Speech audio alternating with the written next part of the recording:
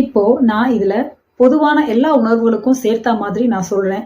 உங்களுக்கு அதுல எந்த பர்ட்டிகுலர் உணர்வ நீங்க ஹீல் பண்ணணும், கிளென்ஸ் பண்ணணும், இதுதான் நம்ம ரொம்ப படுத்துதுன்னு நினைக்கிறீங்களோ, அதுக்கு தனியா நீங்க பண்ணலாம். இல்ல இந்த பொதுவா பண்றதே உங்களுக்கு போதும் அப்படின்னா, பொதுவாவே நீங்க செய்யலாங்க.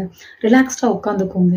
உட்கார்ந்துட்டு, எனக்குள்ள இருக்க இந்த பயம், கவலை, வருத்தம், இந்த ஓவர் திங்கிங் பண்றது, இந்த உணர்வுகளுக்கு ஐ அம் சாரிப்பா.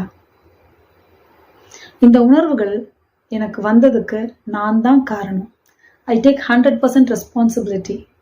என்னுடைய இத்தனை நாள் நான் கத்துக்கிட்டு வந்த விஷயங்கள், என்னுடைய கடந்த கால அனுபவங்கள், நான் பார்த்து கேட்குற பதிவுகள், என்னை சுற்றி இருக்கவங்க வாழ்க்கையில நடக்கிற சம்பவங்கள், அவங்க பண்ற அட்வைசஸ், நான் வளர்ந்த விதம், இப்படி பல காரணங்கள் நடக்கிற எல்லா விஷயத்துக்குள்ளேயும் இந்த உணர்வு மேலோங்கிறதுக்கு காரணமா இருக்கு.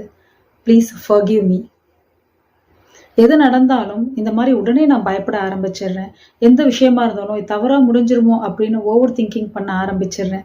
எது நடந்தாலும் அது கூட எனக்கு ஒரு கவலை, நல்லா முடியணுமேப்பா, நல்ல விஷயமா இருந்தாலும் இது நல்லபடியா முடியணுமேன்னு ஒரு கவலை அது கூட சேர்ந்து வந்துடுது. Please forgive me. இதுக்கெல்லாம் நான் தான் காரணம். தேங்க்யூ. இந்த உணர்வுகள் எல்லாமே என்னை பாதுகாக்கிறதுக்காகத்தான் வந்திருக்கு. என்ன எச்சரிக்கை பண்ணதான் வந்திருக்கு. நான் செய்யற எல்லாமே நல்லபடியா முடியணுமேன்னு தான் நான் அதிகமா யோசிக்கிறேன். இதை பண்றதெல்லாம் நல்லபடியா சக்சஸ்ஃபுல் ஆகணுமேன்னு தான் நான் கவலைப்படுறேன். ஸோ இது என்ன நல்லபடியா செய்யணும் அப்படிங்கிறதுக்காக வந்த இமோஷன்ஸ் தான் அப்படின்றத நான் புரிஞ்சுக்கிறேன். I love you. இருந்தாலும் இந்த இமோஷன்ஸ் எல்லாம் என்ன கட்டுமீறி போறப்ப அது எனக்கு ஒரு பிரச்சனையை கொடுக்குது. அதுல இருந்து நான் மீண்டு வர்றது எப்படி அப்படின்றதையும் நான் தெரிஞ்சுக்கிட்டேன். அதுக்கு எனக்கு பல டூல்ஸ், வழிமுறைகள் எனக்கு கிடைச்சிருக்கு. ஐ லவ் யூ. என்னை பாதுகாக்கிறதுக்காக வந்த இந்த உணர்வுகளுக்கு தேங்க்யூ. I love you.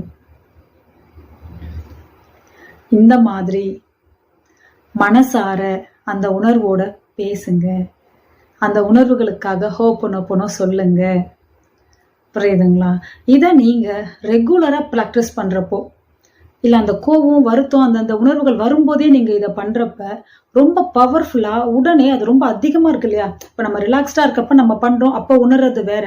அதிகமான நம்ம அந்த இமோஷன் பீக்ல இருக்கப்போ, பர்டிகுலர் இமோஷன் கோபமா இருக்கலாம், பயமா இருக்கலாம், ஓவர் திங்கிங்கா இருக்கலாம், உடனே அப்படியே ஹோப்பனோப்பனோ பண்றப்ப இன்ஸ்டன்டா அது நியூட்ரல் ஆகுங்க. இந்த உணர்வுகளை நம்ம தடுக்க முடியாது.